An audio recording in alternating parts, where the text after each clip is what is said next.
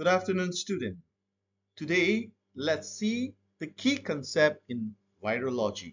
I'm Sirang Raiping, Assistant Professor, Department of Botany, Medical College, Ukhrul. Virus and vaccine. If you go back to the history, that is 1798 in Europe, Edward Jenner has discovered a smallpox vaccine. What is vaccine? Vaccine is a diseased or attenuated microorganism. When it is infected to you, you are not going to suffer from the main disease. There is a story behind this one. A woman who was milking the cow, a cow maid who milked the cow, and the cow was suffering from cowpox, and this cowpox was infected to this lady, and this lady give milk from house to house when during the time of everybody was suffering from smallpox, but she was immune to smallpox. From this, Edward Jenner learned that a person who has already infected with cowpox are immune to smallpox, and this is how vaccination was evolved and how it was discovered. And the disease of cowpox was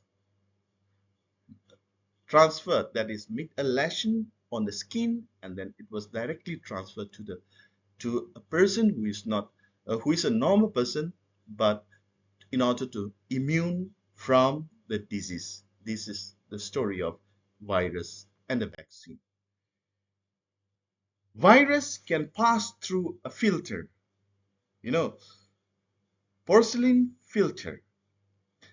Bacteria does not pass through porcelain filter, but virus can. This shows that viruses are very small and it can pass through filter. Viruses are made of proteins and nucleic acid. Let's see tobacco mosaic virus. Tobacco mosaic virus crystallite made of protein and nucleic acid. You see here, there is a helical RNA which is going down round this, and there is a capsid which is attached to this. This capsid or the capsoma is a protein, and this RNA is a nucleic acid. So viruses are made of nucleic acid and protein. Let's take another example of virus, that is the bacteriophage. Bacteriophage are also made of protein and nucleic acid. Therefore, bacteriophage have a nucleocapsid with a DNA plus protein capsid of protomers. Now, in this picture, if you see the head, this is the head, icosahedral in shape and color, and this sheet, which is spring-like, can move up and down, and there is a base plate here, and there is a tailpin or tear fiber is here. So this is the shape of T4 bacteriophage. Bacteriophage means the virus that infect bacteria, and this particular T4 bacteriophage is which in fact is Escherichia coli. So it has isohedral capsid containing pentamers and hexamers of protein. Virus replication inside the host cell. A virion has DNA or RNA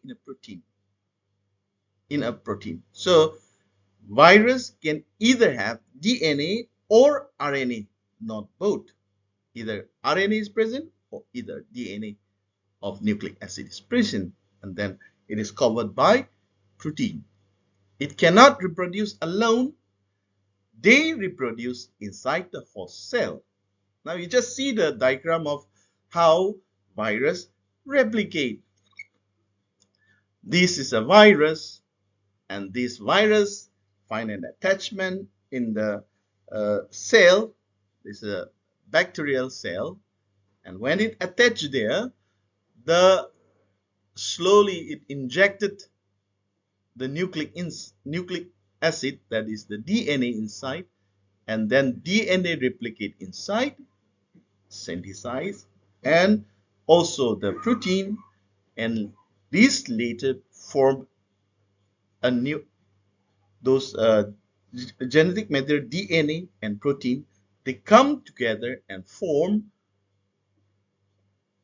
virus inside the cell, bacterial cell. And when virus replication, that means when many viruses are inside the cell, they burst out. That means the cell is broken, and that is how the virus is released from this bacteria. This is how the virus are replicated inside the host. Now, how viruses are cultivated? Viruses are cultivated using different methods like tissue culture, like in eggs, like in bacteria and other hosts. This is a small illustration which we are giving here. This bacterial medium is growing and the virus is inducted, and then it is replicated inside the lab through these means, that is through the growth of bacteria and along with the virus.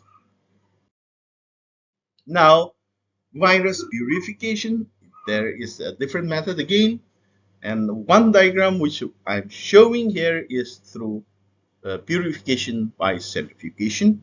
Centrifuge, you all know what centrifuge is, and precipitation and digestion of contaminants. So these are how this virus purification is done inside a lab. Now, viral count methods. How to count the number of virus. Virus count methods. The diagram which is shown here is a plug method, where there is something called cytopathic effects, where it forms a plaque, necrotic lesion.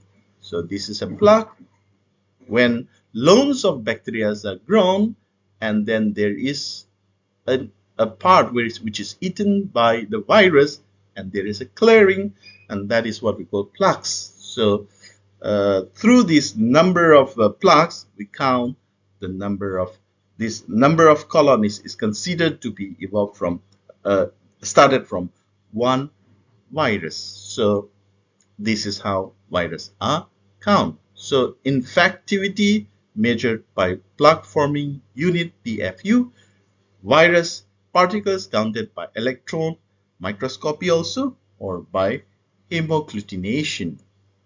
So the nucleic acid of the virus varies. I have already told you that nucleic acid may be DNA or RNA. But this DNA or RNA can be of, again, different type. Single-stranded or double-stranded DNA or RNA. So I repeat, single-stranded or double-stranded DNA or RNA.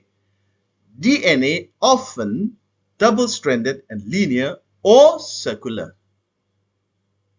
Number 2, RNA virus usually are single-stranded RNA, that is mostly single-stranded, positive or negative.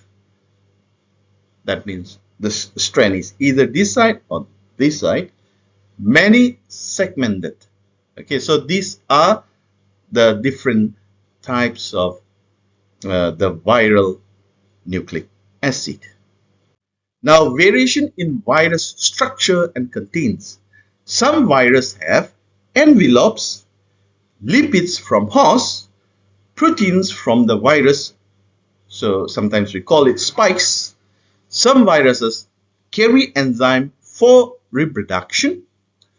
Complex viruses, example, pox viruses, large viruses may show bilateral symmetry. This is how the virus are different in structures and in their